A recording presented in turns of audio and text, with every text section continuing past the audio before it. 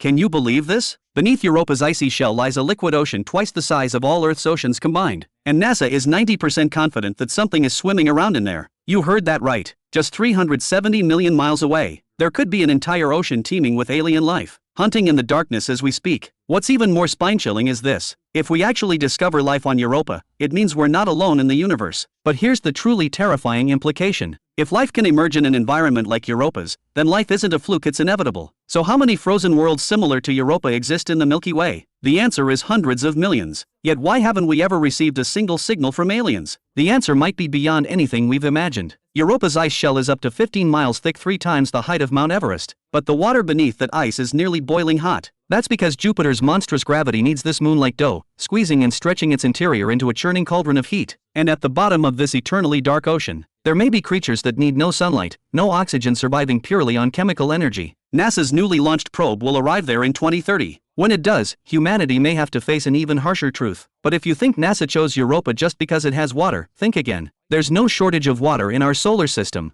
Enceladus literally shoots its ocean into space, and we've seen it with our own eyes from millions of miles away. Yet NASA spent $5.2 billion specifically on Europa. Because Europa has something no other world does, Jupiter's deadly radiation. That's right, you heard me. Jupiter is surrounded by a radiation belt that's basically hell on wheels. In 1973, when Pioneer 10 flew past Jupiter, the radiation fried most of its instruments. And Europa receives 1,800 times more radiation daily than Earth's surface gets in an entire year. By all logic, not even bacteria should survive 3 seconds in a place like that. But scientists believe it's precisely this deadly radiation that gives Europa a survival advantage no other world has. How is that even possible? Hang on, once I explain, it'll all make sense. Jupiter's radiation tears apart water vapor on Europa's surface, splitting it into oxygen and hydrogen. Hydrogen is light, so it escapes into space almost immediately, but oxygen sticks around. It might even seep through cracks in the ice shell down into the subsurface ocean. What does this mean? It means Europa's ocean could be receiving a constant supply of chemical energy around the clock. It doesn't need to rely on sunlight like Earth does. It doesn't need to wait for hydrothermal vents to deliver nutrients. Even in the pitch-black depths, radiation-generated oxygen could sustain an entire food chain.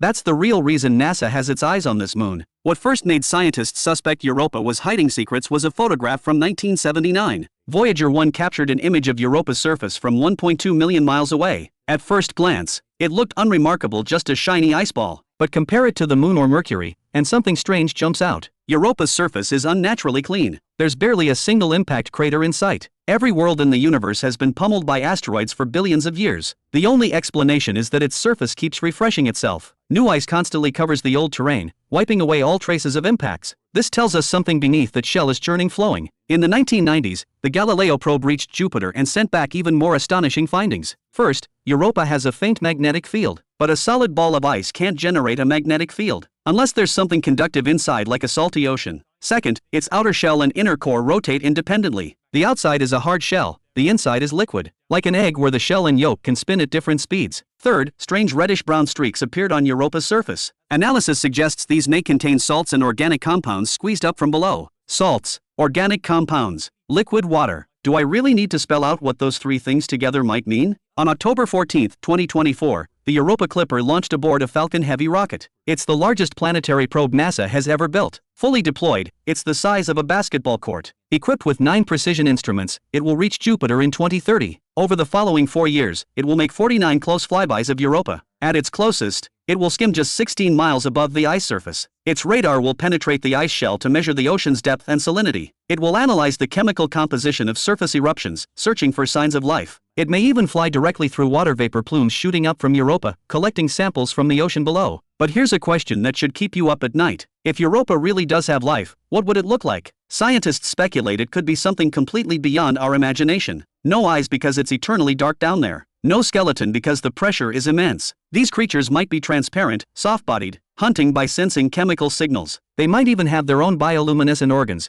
flickering with eerie light 40 miles beneath the surface in total darkness. And here's the truly terrifying logic. If life can emerge in a hellish environment like Europa's, then life isn't an accident, it's a cosmic certainty. Wherever there's water, energy, and chemistry, life will find a way. So how many frozen worlds like Europa are out there in the Milky Way? Hundreds of millions. So why have we never received a signal from aliens? Maybe it's not because they don't exist. Maybe it's because they're all hiding beneath ice shells, with no desire to be found. Or perhaps the more terrifying possibility is this: they've been watching us all along. In 2030, when the Europa Clipper sends back its first data, humanity might fall silent. Because in that moment, we may finally learn that we're not alone in the universe. But we'll also have to face a far harsher truth. Life is everywhere, but civilizations rarely survive. Are you ready to know that answer?